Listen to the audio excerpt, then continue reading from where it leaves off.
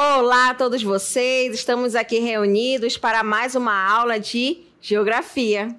Eu sou a professora Ludmila Dutra. Vamos agora verificar o que estudaremos na nossa aula 9. Na aula 9, gente, o objeto de conhecimento: corporações e organismos internacionais. O detalhamento: União Europeia, com a sigla UE, e a criação do euro. A SEI e a tentativa de integração das ex-repúblicas soviéticas. Então, vamos agora para o momento da nossa aula.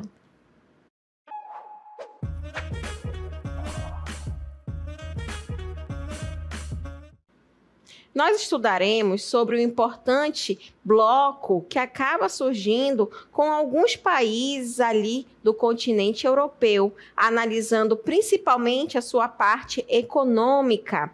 Quando te fala de economia, a gente já pensa em dinheiro, a gente já pensa em moeda, e é o que nós estudaremos, né? Sobre a moeda, o dinheiro, em que a maioria dos países ali do continente europeu, eles utilizam, que isso acaba vindo através da junção aí, da formação da União Europeia, gente. A União Europeia, a gente vai verificar que é um conjunto de países que acabaram se juntando para formar um bloco econômico, né? E esse bloco econômico, ele acaba ajudando a esses países a se desenvolverem cada vez mais. E a gente observa que a União Europeia, gente, vai ser um dos principais blocos econômicos atualmente. Então, a gente observa realmente a importância desses países europeus que, em um determinado momento,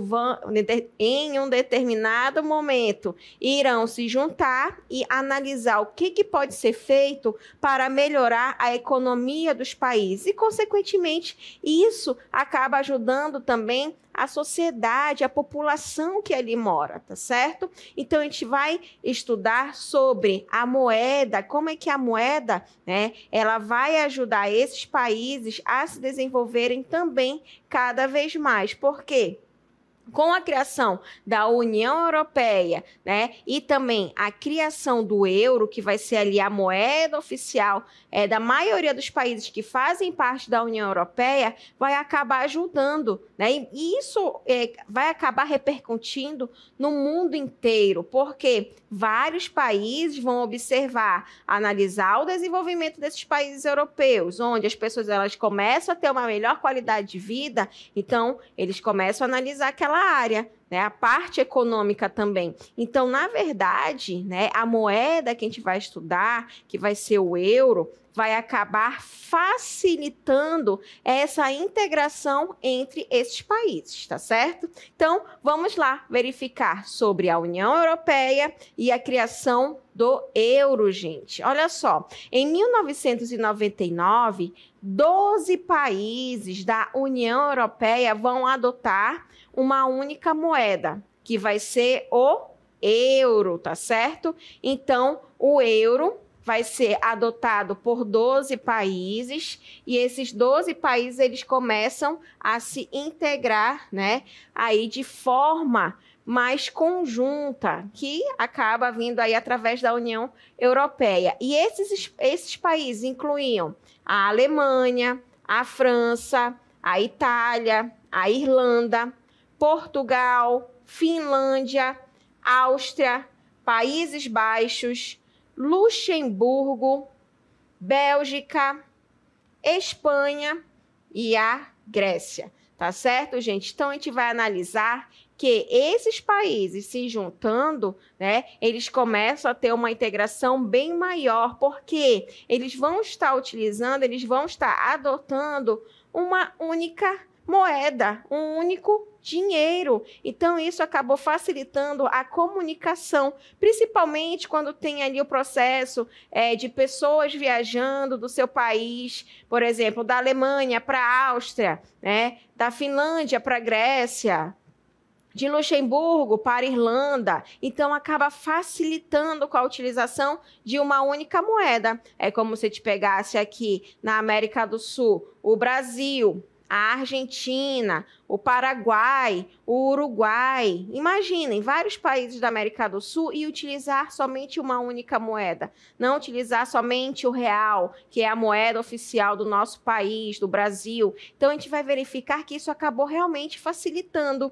Agora, como que a gente vai analisar isso? Através desse ponto aí que é a União Europeia, da Europa, dos países europeus. Olha só, vamos observar no mapa essa integração que vai ocorrer, né? Temos aí os países que começaram a utilizar a moeda, o euro, a Irlanda, né? Portugal, Espanha, França, Itália, Áustria, Alemanha, né? A gente pega aqui, por exemplo, também a Finlândia, tá? Então, esses países, gente, a Grécia, né? A gente vai analisar que acabaram tendo um maior vínculo, Luxemburgo, né? Bélgica, os Países Baixos, tá? Esses países que a gente pode observar aí em amarelo, né? Então, essa integração acaba aí facilitando, tá? A utilização do euro. Então, imagina viajar da Finlândia e poder usar a mesma moeda da Alemanha, viajando da Alemanha, podendo usar na Irlanda a mesma moeda. Então, isso acabou realmente facilitando, principalmente, né, para a população, mas também para a economia. Agora, como é que a gente também pode observar as características da criação do euro? O euro, gente, e a sua criação, a gente pode observar que alguns países da União Europeia vão adotar o euro como moeda. Porém, né, outros países optaram, tá, por manter sua moeda nacional, ok? Então, alguns países quiseram, né, adotar o euro, porém outros quiseram manter ali sua moeda que já existia, tá? Por exemplo, a gente pode observar aqui a Dinamarca, tá? Que acaba aí utilizando ainda a coroa, que é a moeda oficial da Dinamarca. A Suécia também vai manter aí a sua coroa sueca, tá? Então, a gente observa que, mesmo fazendo parte da União Europeia, optaram realmente por ainda utilizar a sua moeda, né, anterior, no caso a Dinamarca aí como exemplo, e também a Suécia, tá certo? Mas fazem parte da União Europeia. Eles ainda deixam, né, ter essa opção, os países que integram a União Europeia ainda têm essa opção de aderir ao euro ou não, tá certo? Agora, a gente vai observar que vai existir uma área, uma zona que utiliza o euro, tá? Então, a zona do euro na União Europeia, a gente observa que em 2002, as notas de euro, né, o dinheiro ali do euro, foram lançadas em circulação. E isso acabou substituindo o quê? Todas as moedas antigas dos países que fazem parte da zona do euro, tá? Além disso, gente, países que não são membros da União Europeia, mas fazem parte da zona do euro, tá? Olha só, prestem atenção. Nós acabamos de verificar que vai ter países que fazem parte da União Europeia, porém não utilizam o euro, como acabamos de verificar, como a Dinamarca. Porém, gente, vamos ter alguns países que não fazem parte da União Europeia, porém eles fazem parte da zona do euro, utilizam o euro, tá? Porém, não fazem parte da União Europeia. E isso vai incluir Andorra, o Vaticano e o Mônaco, tá? Esses países utilizam o euro, porém não fazem parte, tá, da União Europeia, ok? Então, esses países, eles não fazem parte da União Europeia, porém, eles utilizam o euro, estão na zona do euro. No caso, a gente pode observar as imagens desses países, né? Andorra, o Vaticano e o Mônaco, tá? Em Mônaco, na verdade. Então, a gente observa que esses países, gente, eles estão localizados no continente europeu, como a gente pode observar através do mapa, né? E neste mapa a gente pode ver onde esses países estarão localizados. São países bem pequenos, a extensão territorial é muito pequena, tá certo, gente? Então, Mônaco, né? Andorra e o Vaticano vão ser aí áreas, né? Estados, nações que acabam utilizando o euro, porém não fazem parte da União Europeia. São países realmente muito pequenos, como o Vaticano, né? A gente conhece aí, Mônaco também e Andorra, tá? Mas eles, para facilitar e ter essa integração melhor com o turismo, principalmente, eles acabam utilizando o euro, tá? Agora, vamos ter vantagens também de utilizar o euro. E quais serão essas vantagens, né? De utilizar, gente, o euro. A circulação, tá? Aí de uma única moeda, né? Em vários países, vai ajudar em quê? Professora, por que esses países acabaram ali, né, se juntando para utilizar o euro, a única moeda aí, para fortalecer, gente, fortalecer a moeda europeia. Então, isso acaba ajudando na economia desses países, tá?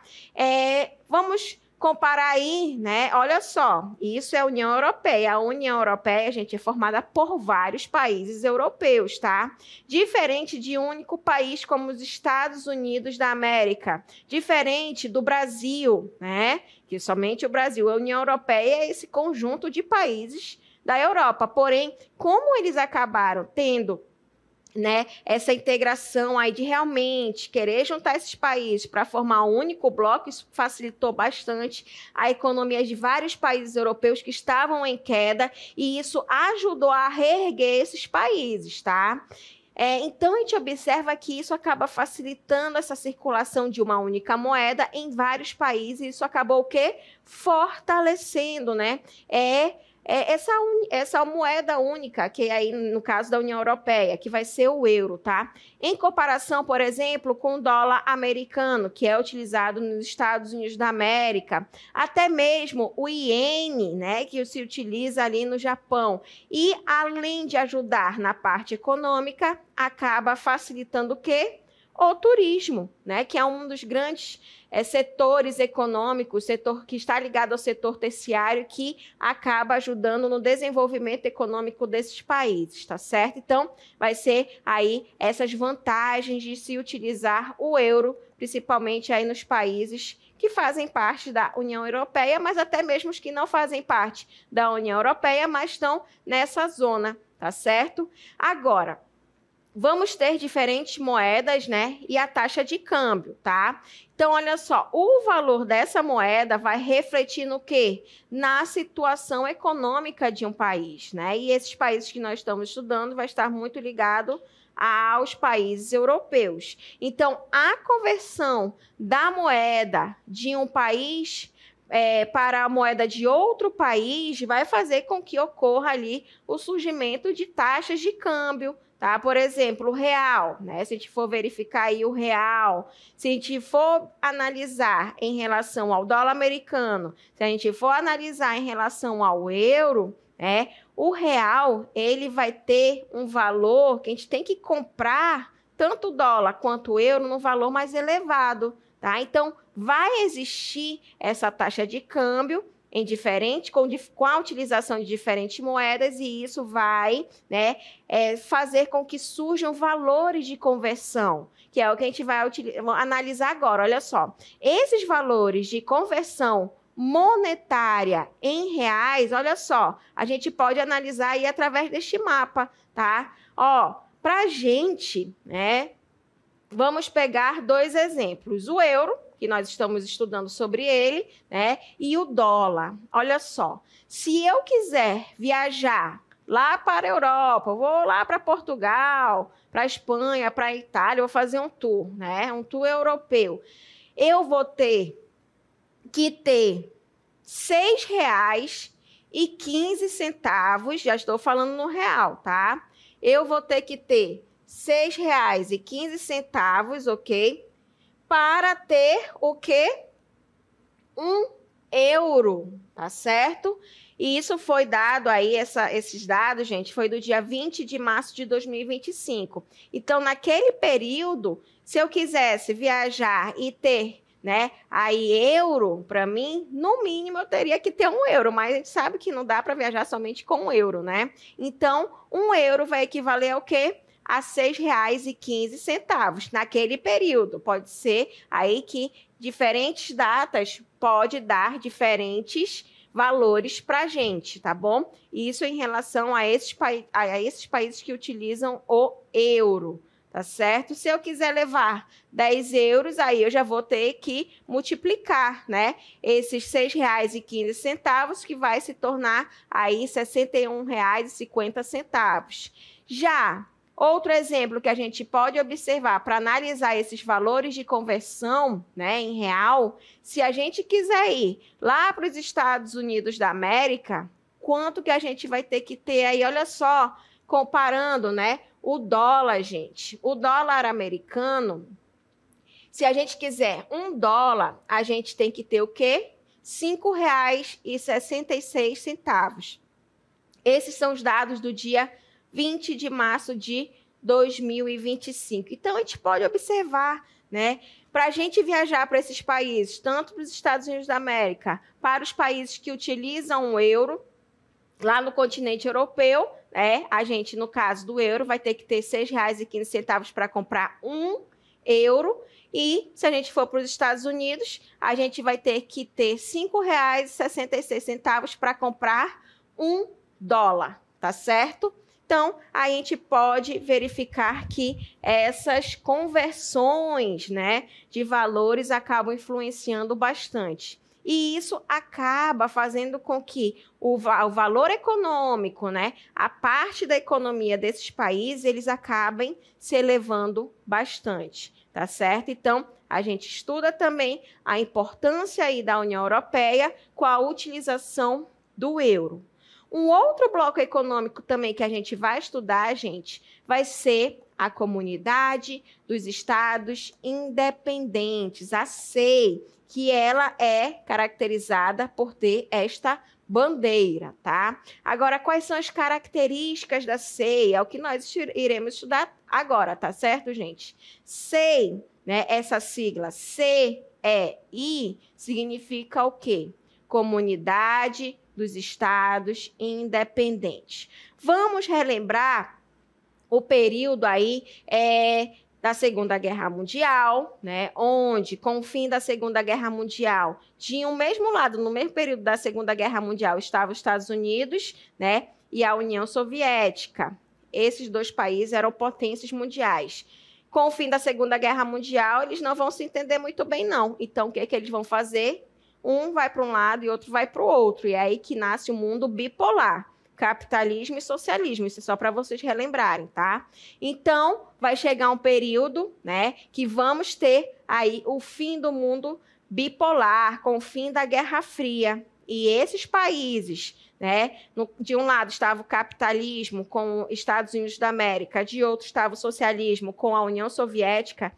Com o fim do mundo bipolar, com o fim da Guerra Fria, a gente vai ver aí uma dissolução muito voltada à União Soviética. Os países que estavam juntos, né, formando a União Soviética, com o fim da Guerra Fria, eles não vão querer ali continuar. Alguns vão querer sair dessa União Soviética e ter a sua independência. Então, é aí que a gente observa que acaba surgindo o quê? O bloco econômico conhecido como a CEI, tá? A Comunidade dos Estados Independentes. Então, olha só, a CEI e a tentativa de integração das ex-repúblicas soviéticas, gente, acabou formando um grupo, né? E esse grupo ele vai ser composto por 15 países no período, tá? Que foi estabelecido após a dissolução da União Soviética em 1991.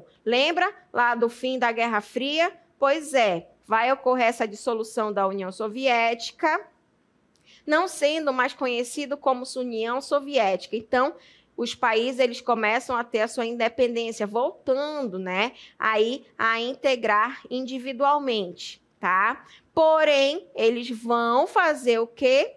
Um bloco econômico, no caso, a Comunidade dos Estados Independentes. Agora, qual vai ser o principal objetivo, né, dessa integração das ex-repúblicas soviéticas? Vai ser o objetivo de preservar as relações militares e também as relações econômicas entre os países membros, entre os Estados membros que faziam parte ali da República Soviética, tá? Mas, ao mesmo tempo, gente, eles vão querer manter o quê? A sua autonomia política e econômica, não tendo aí interferência aí somente de um lado, tá bom? Então, a gente observa que esses países, né, que faziam parte ali da União Soviética, vai ter a sua dissolução. Olha só a área, né, que era aí, que acabava formando, gente, a União Soviética, né? Tem grande parte a Rússia, né, mas também vai estar sendo integrado por outros países. Então, a gente observa realmente a potência que era, né? Principalmente em relação à sua extensão territorial, tá? Esses países faziam parte da União Soviética, porém, com a dissolução, alguns não vão querer fazer mais parte desse agrupamento, né? Desse bloco econômico que acabou surgindo e que ficou conhecido como a Comunidade dos Estados Independentes, que a gente também pode observar através, gente, deste mapa. Olha só, essa Comunidade dos Estados Independentes, né, vai ter um país que vai chamar mais atenção do que outros. No caso, nós teremos aqui a Rússia, gente. A Rússia é uma grande potência mundial, tá? Então, a gente observa que vai continuar com esse poder, né, em relação à Comunidade dos Estados Independentes, que vai ser um Estado-membro da CEI, assim como a Bielorrússia, né? Tínhamos aí a Ucrânia, a Moldávia, o Uzbequistão, a Armênia, Azerbaijão, Cazaquistão, Quirguistão e o Tadiquistão. Mas também temos áreas, né, que vamos ter um Estado associado, no caso, o Turcomenistão. Esses países, gente, faziam parte da União Soviética. Porém, com a dissolução da União Soviética, acabaram formando aí a CEI para não perder total comunicação, tá? Então, a CEI vai ser formada por alguns países que ainda continuaram em relação aí após a União Soviética, né? Porém, outros quiseram sair. Um deles, gente, realmente aí é a Ucrânia, que não tem condições, né? Por conta aí de guerras, de conflitos com a Rússia, então acaba tendo esse desmembramento, tá? Então, em 1991, gente, vai ocorrer o quê? A dissolução da União Soviética, realmente o fim ali da União Soviética, tá? Então, a Federação Russa acabou estabelecendo o quê? A Comunidade dos Estados Independentes, a CEI. Agora, por que a Federação Russa vai querer fazer isso? Para ainda manter, gente, essas relações, tá? Realmente ter essas relações com quem? Com as repúblicas independentes que ali estavam, né? E que acabaram surgindo após esse colapso aí da União Soviética. Porém, né, a Geórgia, né, que fazia parte ainda da CEI, não vai querer mais por conta aí de conflitos com quem? Com a Rússia, tá? Então, a Geórgia, que fazia parte na época junto aí com os outros países da União Soviética, não vai querer mais integrar a CEI. Então, a Geórgia não vai fazer parte da CEI. Outros países que faziam parte, né, da União Soviética, mas nem mesmo com o fim da União Soviética não quiseram ter contato mais nenhum, vai ser os conhecidos países bálticos, tá?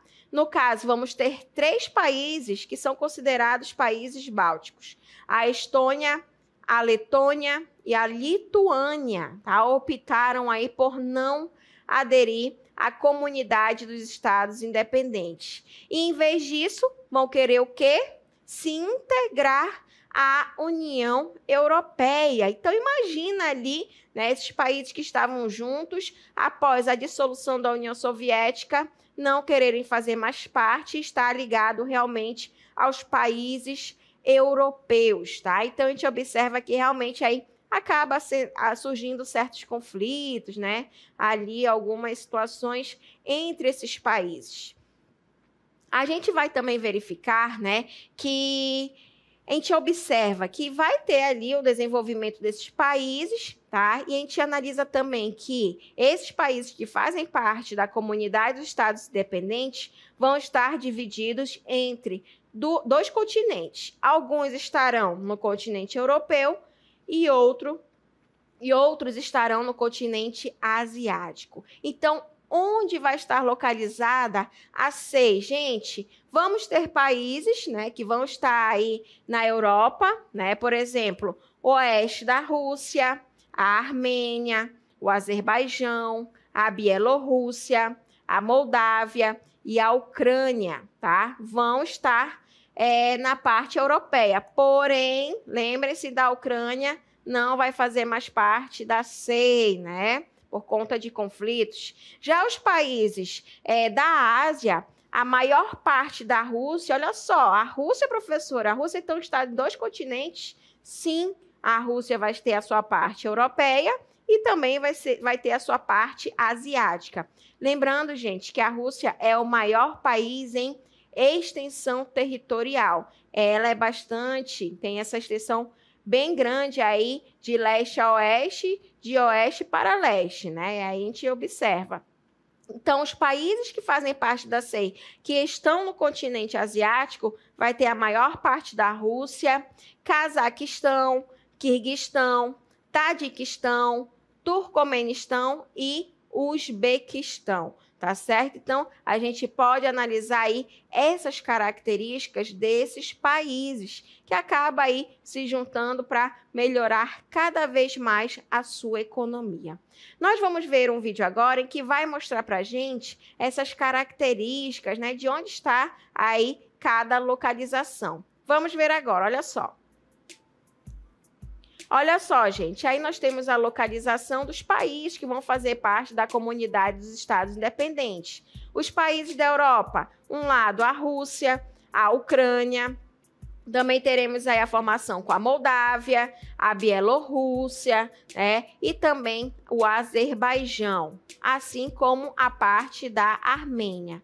Mas a CEI também vai ter o seu lado, né, asiático, os países da Ásia, a maior parte da Rússia, o Cazaquistão, né, o Quirguistão, também teremos aí o Tadiquistão, Turcomenistão, Uzbequistão, que vão fazer parte aí da CEI e vão estar localizados na parte asiática. Então, aí, analisando toda essa área da